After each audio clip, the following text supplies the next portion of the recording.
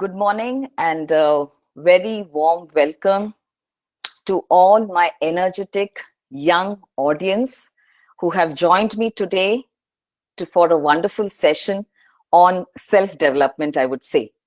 So this is a session that has been created specifically for all of you to understand how to overcome fear of exams. But I, at the end of 1 hour, would make sure that together we are going to discover how we are going to be overcoming a lot of challenges that we will be coming across in our life throughout our development till the last breath of our life. So exams is just one small part or a small iota of the whole thing. So let's together discover that today. But before I go into the session, let me introduce myself. I'm Mrs. Vineetha Anil, an educationist for past 25 years. I have worked as a lecturer in various degree colleges, MBA colleges, went on to teaching in school, and I have taken over as a principal of a CBSE school in Bangalore.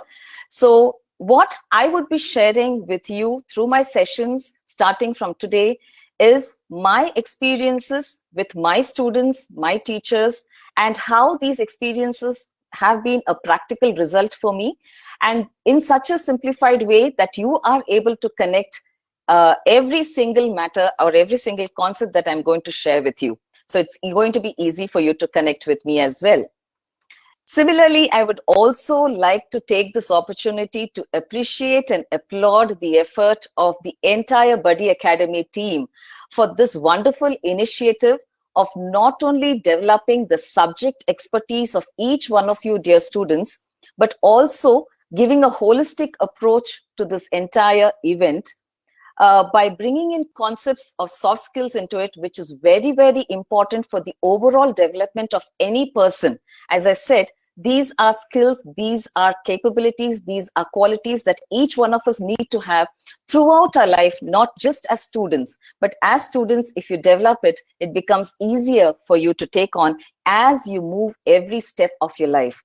So with that note, I would like to start off my presentation for today. Yes, so hoping that my PPT is clear to all of you. As I said, it is not how to overcome the fear of exams that I would exactly be talking about. Through my 1 hour session, we are going to be developing those skills of how to believe in ourselves. And that belief is going to create miracles of self-belief, self-faith. When I'm saying the word miracles, it's because it's going to create a magic in your life that this self-belief, this faith that you have in yourself, this confidence that you have in yourself will enable you to take up any challenge that you come across in your life, your academic, your professional courses, in your profession, and so on and so forth. So it is going to be a long-term learning for us. As I move forward, yes. So my entire objective with you today is to help us discover together. I wouldn't say learning. We would be together discovering and understanding the qualities that each one of us have and how to enhance these qualities of self-discipline, self-belief, and self-confidence. So you must be wondering, we were told, the topic said how to overcome fear of exam. What has self-belief got to do with exam preparation? And what is this term called miracles of self-belief? We are talking about a reality where we have to write exams and face the whole tension of exams. This man doesn't understand this. But let me tell you, my dear students, I have still been writing exams even till the last month. So fear is something that we all come across, be it exams, be it any challenge that we are going to overtake. Even today's session, until I could actually connect with you, definitely an iota of fear is there in everybody's heart till everything goes fine. But the miracle is, if we have the belief that we can take it over, then it is actually happening successfully in front of you. Now, let me narrate a small story to you. It is said some years back, there was a war declared between two students. I'm sure you like stories, which will connect all of us easily. So a war was declared between two countries. So when it is a war, obviously, the armed forces, the Army, Navy, Air Force of both the countries are preparing really hard with all the, arms, ammunition, with the strategies to fight, everything. Preparation is happening on full swing. And one day prior to the day of war, in one of the camps, one of the country's camps, while the soldiers have finished their rigorous day's practice and they're resting in their tents, the captain calls all the officers and addresses them and says, look, officers, let's try to work out some very important strategies so that we are able to tell our soldiers how to fight the war tomorrow, and we will definitely come out victorious. So one of the officers immediately jumped up and said, sir, we don't require all that, because I'm sure that God has already decided that victory is going to be ours. So the captain was surprised. So he gave a smile and he said, oh, that's very interesting to know that victory has already been decided in our favor. So let's recheck on that, luck that we are going to have. So he put his hand into his pocket. He brought out a coin. Obviously, a coin has head and tails. He said, I will toss this coin. And if heads are visible, then we are going to win. If it is tails, then our enemy is going to win. And they said, okay. And he tossed the coin. And when they all looked at it very eagerly, the heads was visible. So they all screamed out of enjoyment and joy and things like that. And this officer said, sir, look, I told you, we are going to win. Victory is definitely going to be ours. So the captain said, please go and pass on this message to the soldiers as well. Let them take proper rest today night, with the peace that we are going to win. Wake up with a lot of energy tomorrow and go and face the enemies. So the officers went and told all the soldiers, look, army, our men, we are going to win our battle. We have done all our practice. We are ready in every way. Our arms and ammunition, everything is ready. So sleep well tonight and get ready for a wonderful victory tomorrow as we face our enemy. So the soldiers were very happy and they went to sleep very peacefully. Next day morning, they woke up very early, went for the war. On the war field, they all faced the enemy with absolute confidence, with the belief that, yes, we are set to be winning today. And that did the magic. At the end of the war, they came back victorious. And obviously, when they reached their tent back by evening, victory means a lot of celebrations. Celebrations and party was going on. At that time, the captain and the officers met again, and the officer said, look, sir, I told you we are going to win. Then the captain said, okay, officers, let me show you once again what is the entire thing about. So again, he put his hand into his pocket, brought out the same coin, and he showed his entire officers. Look, this particular coin had only heads in it. There were no tails in it at all. That means it was the miracle of self-belief. When you said that we are going to win, I was sure that we are going to win because our preparations were very good. We had already done our entire practice and our strategies. Everything was taught. Our arms and ammunitions, everything was perfect.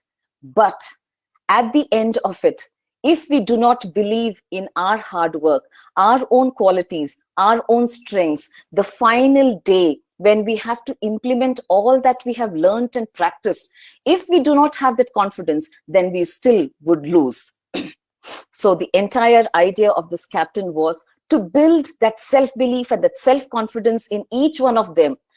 And that self-belief and that self-confidence helped them work out everything, implement all that they had practiced to make sure they won. That is exactly the miracle of self-belief, self-confidence that I was talking to you about.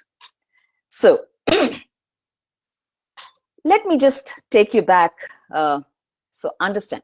So now we are talking about coming back to this huge war that each of our students are facing, the fear of exams. Exams is a huge hurdle in front of every student's life. So do we want to face it with a frown, just the way I've shown you in this particular picture? Do I want to get stressed out every time and look at it with a big frown, with a hatred, with a lot of stress? Or do I want to face it with a smile and the smile of confidence? I'm sure all of you would tell along with me that no, ma'am, we want to face it with a smile of confidence. We don't want to take this kind of stress of exams. So please give us the tips. And that's what we are going to do today.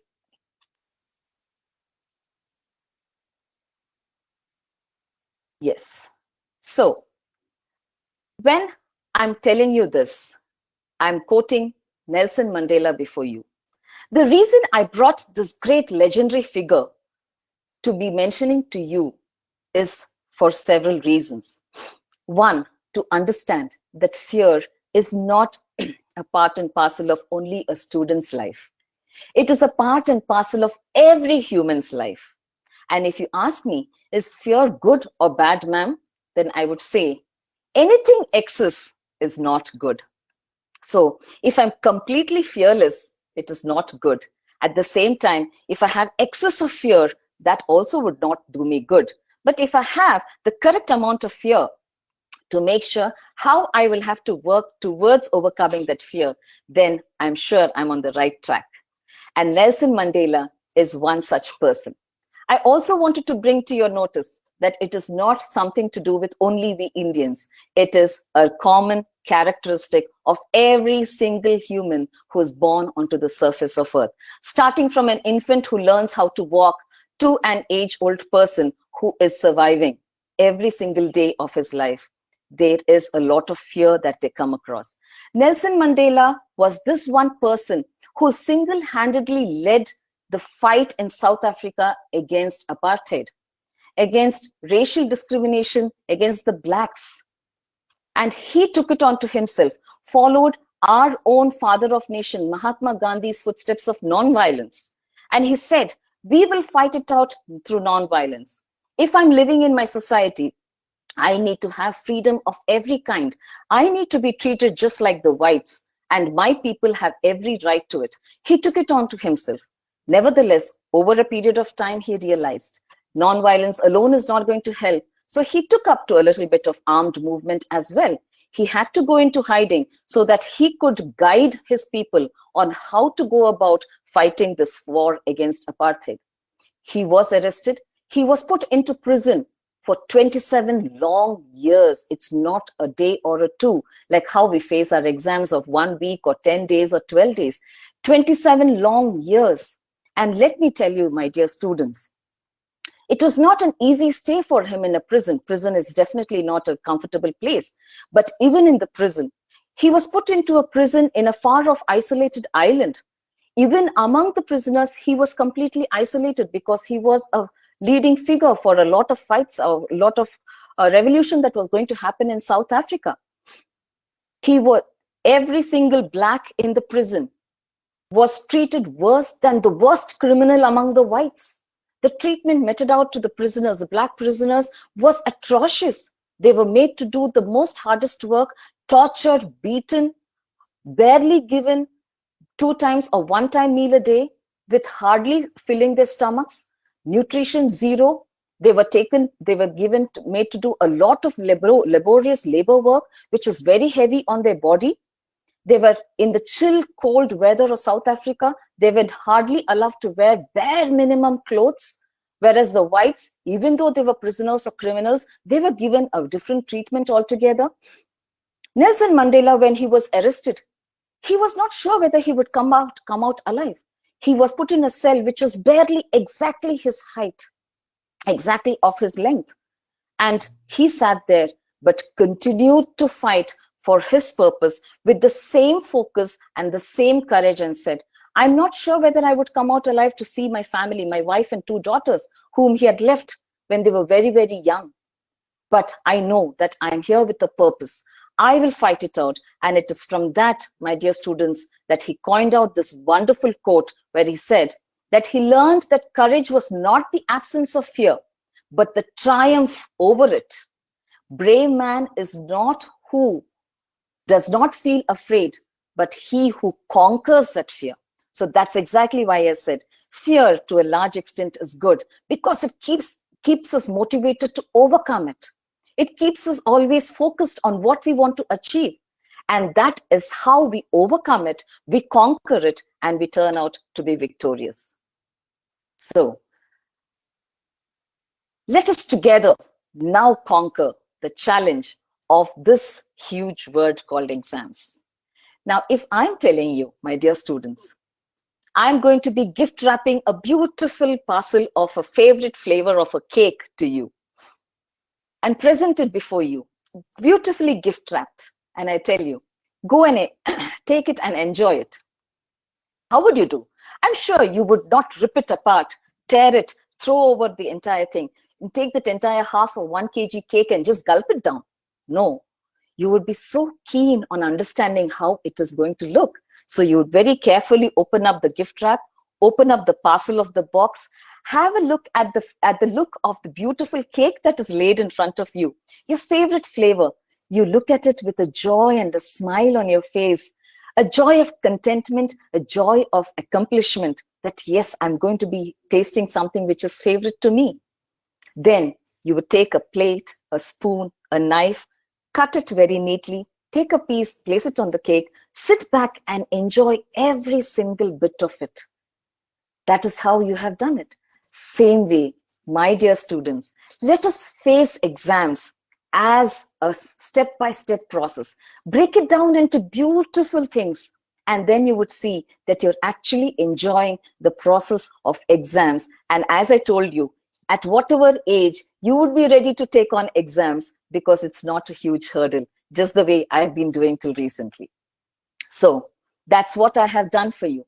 Exams is nothing but enjoying and embracing whatever you do to explore and excel, accomplish your tasks, and award yourself so that you are motivated to succeed always.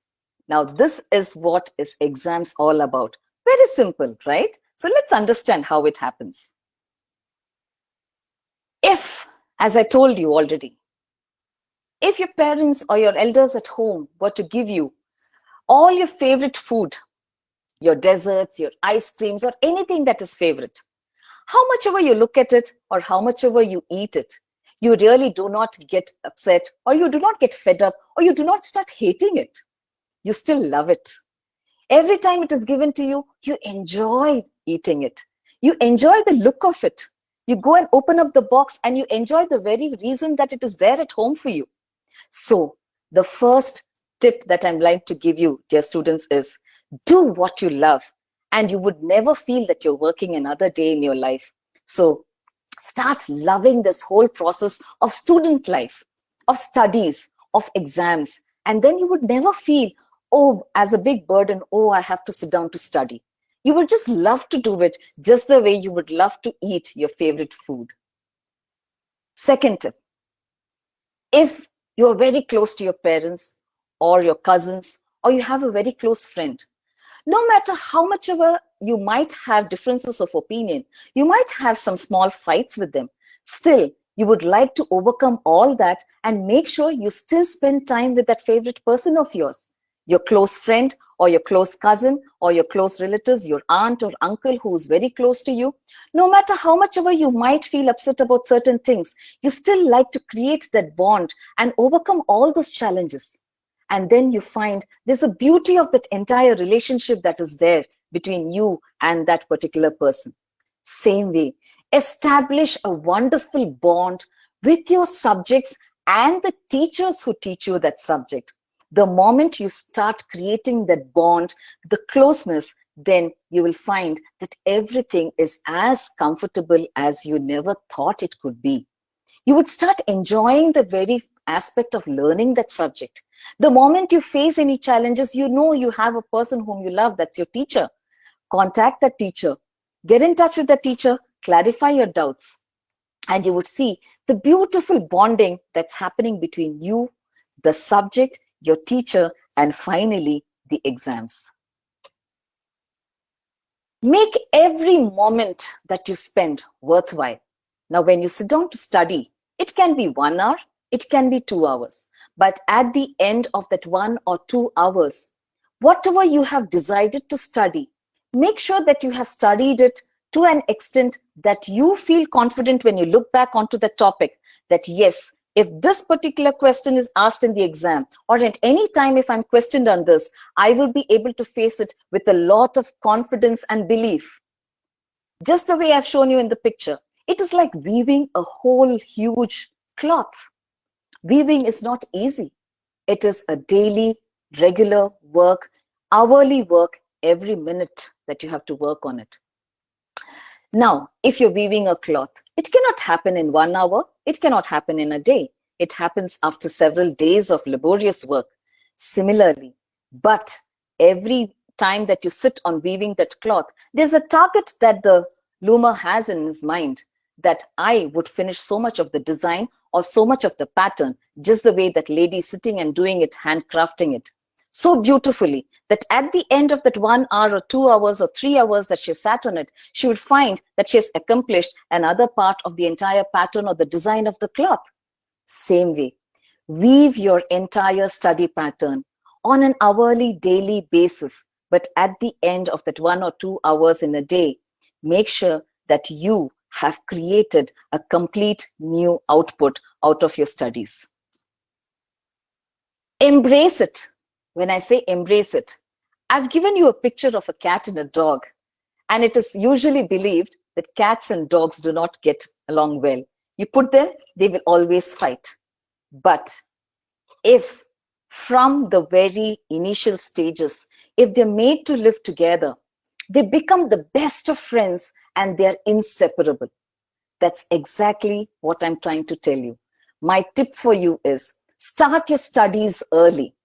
The moment it is taught to you, begin your daily studies. So from the initial stages, you're creating a bond with the subject.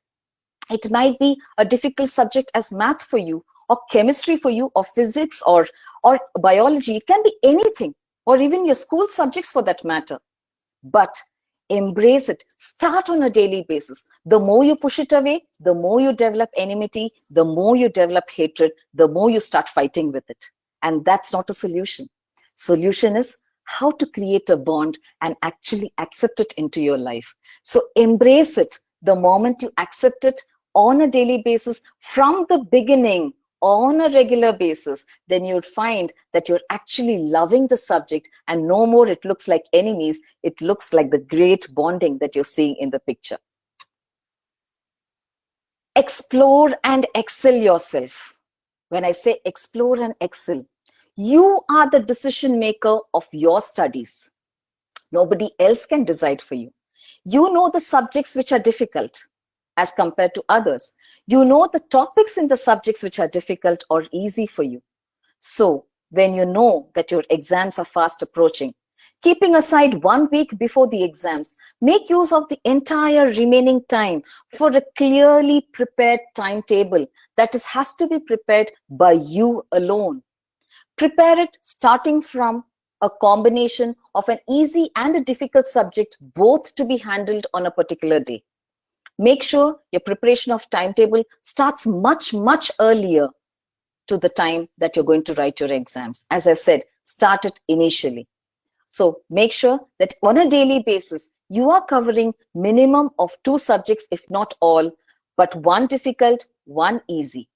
Allot exact appropriate time depending on your difficulty levels. That's what I'm reminding you, that you are the decision maker for your timetable.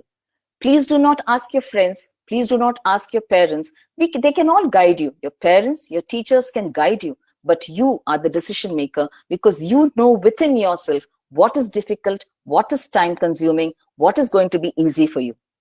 Prepare it according to that. Certain days you might not have the mood to be doing that subject, but don't give it up. Swap it with another subject for which you can complete it. So have clarity what you would be doing. Prepare a particular time, 1 hour, 2 hours for this particular subject. Give a due break after every studies. Make sure you're allotting time for your breaks, for your eating time, then your other things which I will be mentioning to you in the due course, and your other subject. So by the end of the day, before you hit the bed, you should have had a complete idea of what you have accomplished. So your timetable, just like as I showed in the picture, should be crystal clear to you, that when you look at it every day morning, you are not deciding every morning what to study, whereas it is right in front of you, prepared by you. So you know which subject to take, what time to study, what time to start, what time to end. So clarity is all there. With this perfection and clarity, when you sit down, you would definitely be able to prepare fantastic notes. So make sure as you finish your 1 hour or 2 hours of studies for every subject, depending on your timetable, I'm repeating, depending on your timetable, following the discipline of implementing your timetable is important. And when you do that, simultaneously preparing your own notes helps you for a recap, a reinforcement of your own topic. And as you prepare your notes simultaneously, you'll find that your revision automatically is over. So 3 times of your studies is over. 1, when you're studying it for the first time. As you're writing, you're reinforcing, and that looking at your notes helps you revise it further. And you have those easily prepared notes made by you to quickly go through just before the exams. You don't have to sit with those heavy textbooks all over again. So that is the secret.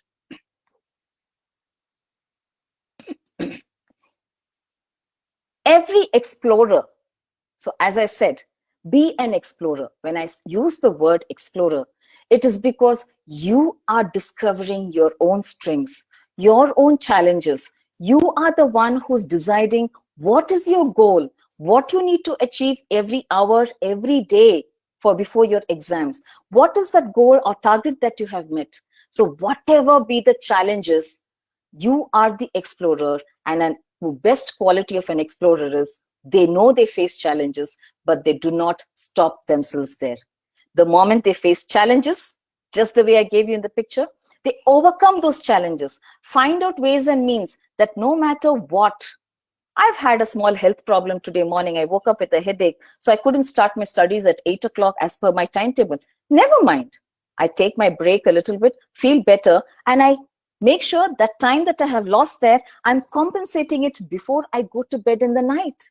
So I'm overcoming it. I'm exploring my own ways of making sure that I'm implementing my well-prepared timetable. I don't stop it there. And the result, I will excel in whatever I do.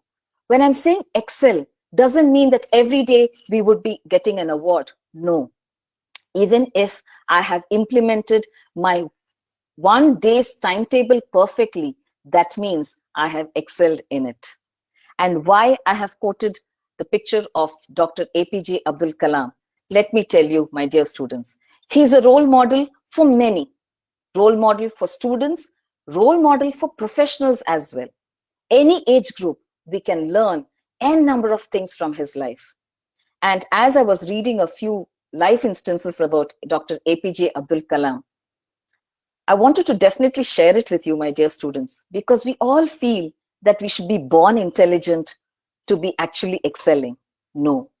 Dr. APJ Abdul Kalam, as a student in the school, his teachers have been quoted to be saying that he was a very average student.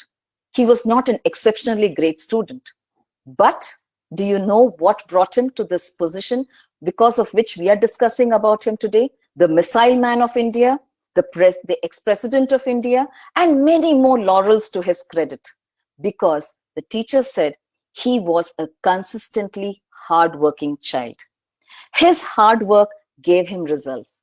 His self-discipline, his confidence gave him results. He went on, though he belonged to a poor family. He did his hard work. He went on to enroll himself for engineering. Now, there was a very interesting incident that happened in his engineering course as well. The dean of his engineering course knew the talent and the capability that Abdul Kalam sir had, because Dr. APJ Abdul Kalam got scholarship for his exceptional performance to enroll himself to engineering. So he was studying with a scholarship. So they were given some very important project, a practical project that they had to come out as engineering students. Knowing Dr. APJ Abdul Kalam, he was working consistently and regularly on it. But the dean felt that he can come out much faster and better with the results. So he called Dr. Abdul Kalam and said, Kalam, your scholarship would be cancelled if in the next 3 days I do not get your project. So Dr. APJ Abdul Kalam had this huge hurdle in front of him.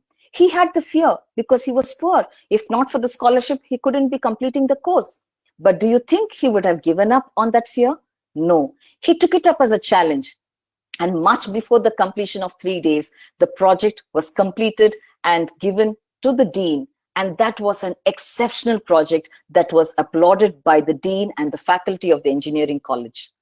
And the dean himself said, Kalam, I knew I had put extra pressure on you, but I wanted to put that because I knew you had the caliber, you had the capability, you would come out with the best results much before anybody. So the crux that we get, take the challenges that is coming before you, but never give up, and you would find that you're excelling. And that would mean even in your regular studies.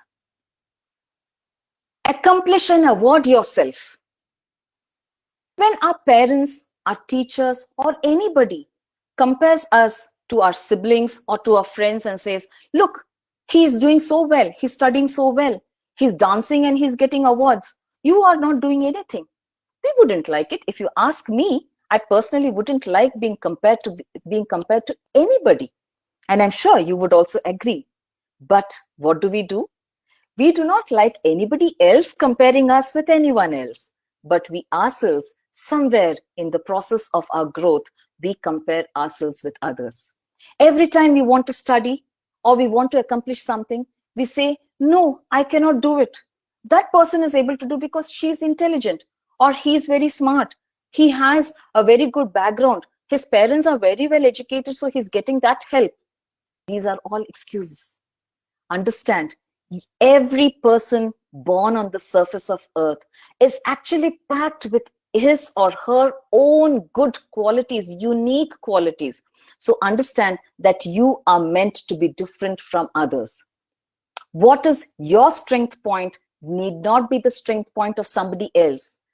What is a challenge for you need not be a challenge for somebody else. But how do I overcome the challenge? That is my unique quality. So believe in yourself and understand that you are unique in yourself. Now, I have done a beautiful timetable. I've prepared it. I have started implementing it. I have been making my notes. I have been revising. I've been excelling. I have been making sure that every single hour that I'm sitting on my studies is worthwhile. And I believe that I have the strength and I am different from the others. But most important thing that we need to keep doing from time to now is that doing a self-check. At the end of every week, go back onto your timetable and check if you have covered every topic the way you had desired to do. Check on it whether you have completed every single aspect of every single topic in detail. And are you able to make sure? So give yourself that at the end of every 1 week, give yourself that slot for a self-check. Are you able to recollect everything quickly? Are you feeling confident about it? You have n number of platforms where you get a lot of question papers and a lot of other material to be checking on whether you're able to answer them, be it multiple choice questions, be it high order thinking questions, conceptual questions, mind mapping, in different ways. Try to gather all of them, try solving them. So a self-check is very, very important. Going back, revisiting your timetable to see at the end of the week whether I have 100% accomplished everything I wanted to do or I plan to do with clarity. That check is important. And all the more, the self-check should be more concrete with answering a few test papers or a few exams or a self-prepared test itself. And as you are solving it, you would be able to give a huge confident smile and a confident tick against each of these topics. Then you would find small loopholes, which is natural, which happens to any one of us. I might not have concentrated much on a small part of a topic. Nevertheless, I have not lost time. I have checked myself. So before I start my next week's subject, I would first finish off this and then take it. Do not pile it up. So keep checking yourself on everything that you do. Now, I have done all this. And I have found at the end of 1 week or 2 weeks, I have done a major amount of my portion the way I have planned, with the same clarity, with the same confidence. I made it worthwhile. I have prepared my notes. Everything is going beautifully. When all this you're doing, you expect your parents, your elders, your teachers to be appreciating you. But many a times we forget to appreciate ourselves. So my dear students, remember one thing. Self-motivation is a long-lasting thing. External motivation that you're getting from your teachers, from your friends, from your parents, from your other elders is definitely going to help us, but that will remain only from time to time. What is it that helps me motivated when I'm alone also? That is my motivation. How do I keep that motivation in me alive? That is when I reward my own self. Now, I have shown it in the form of an ice cream because that is something which all of us like. But the reward can be in any way. It can be taking a break from your studies a little longer and watching your favorite TV program. It can be a small outing with your friends for a half an hour or 1 hour in the day as an extra benefit for yourself. It can be eating your favorite food, or it can be even as simple as preparing a beautiful chart and keeping right in front of you on your study table. And against the topic, mentioning the fact that you have prepared, you have completed this preparation, and putting a star mark or a smiley on that and giving yourself those marks and points and see how you are upgrading yourself. What a wonderful feeling it would be, a sense of accomplishment and an award for yourself. And you know what, in what way it also helps? It avoids you from binge studying. Binge studying is something which most of us students do. I pile up my topics just before the exams. I have no choice. I open all my books, sit down, try to study in the shorter time, lot of topics, less time. I sit overnight, no food, no sleep. Somehow I manage to study. But have I realized that I squeezed my brains completely, more than what it could take? I've squeezed my body completely because my body required rest. It required the proper rest, the proper rejuvenation, proper food, which I was not giving. I did my work. I feel good. I can go and write. But what happens? My brain and my body are not able to deliver what I have studied to the 100% on the crucial day of the war, that is my exam. And that is where most of us feel, I had studied this, but I was not able to do it the way I thought. Why? Reflect on your preparation. Did you start it initially? Did you embrace it from the beginning itself? Did you create a bond with it from the beginning? Did you create a clarity of a timetable? Did you do consistent preparation? Did you make every preparation and every time of yours worthwhile? If you haven't, then you have done binge studying. So if you have done all what I have given you till now, then the next advantage that you get is you avoid binge studying. That means you are able, just the way the soldiers went to sleep peacefully the previous day of the war, you would also be able to take your due rest and go back fresh the next day early morning for your exam and do your 100% because you have the self-belief and you have given sufficient rest to your brain and body. Stay motivated, as I already said. Award yourself, reward yourself. And every single achievement of yours, you might discuss with your friends. Nevertheless, even I discuss with my friends about how much they have prepared for the exams. They might say, I finished 5 chapters in math. And when I look at my timetable, I would have finished only 2 chapters in math. That's not for me to feel restless or unhappy. Remember, I'm unique. I have my own strengths. I prepared my own timetable depending upon my strengths and my challenges. So what if I have done only 2 chapters in maths and my friends have done 5 chapters in maths? But I have done those 2 chapters perfectly, that just before the exam, if I take it, I can still solve it really well.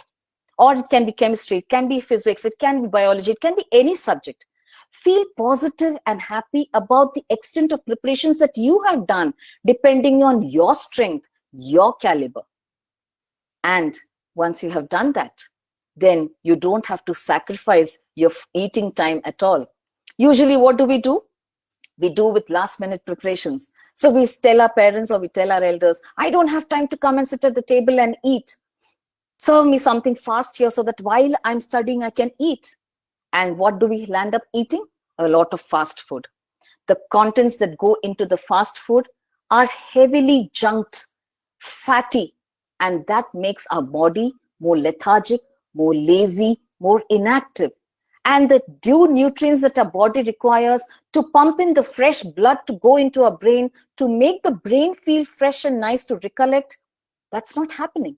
So make sure that you are preparing in every single way from what I have told you till now, then make sure your food also has a very balanced diet where you're getting all the nutrients that you require. Give that space in your timetable for your eating time, because your body deserves to get that amount of award from you. And eat at the proper time, in proper quantity. Eat in regular intervals, smaller quantities. Don't overstuff yourself where you feel too full and you feel lazy to sit in front of your studies. Even if it's a nutritious food, eat smaller quantities at regular intervals or more regular intervals so that you are able to feel rejuvenated. You deserve a break. At the end of the day, by evening, make sure you go and take some fresh air outside the house, because your brain, your body, your entire being itself requires it. It can mean cycling. It can mean just a walk, stroll with your friends. It can be playing your favorite sport for half an hour to 45 minutes. Is not a crime at all.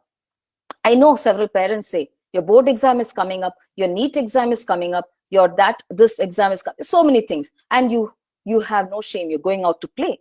No, I would not agree.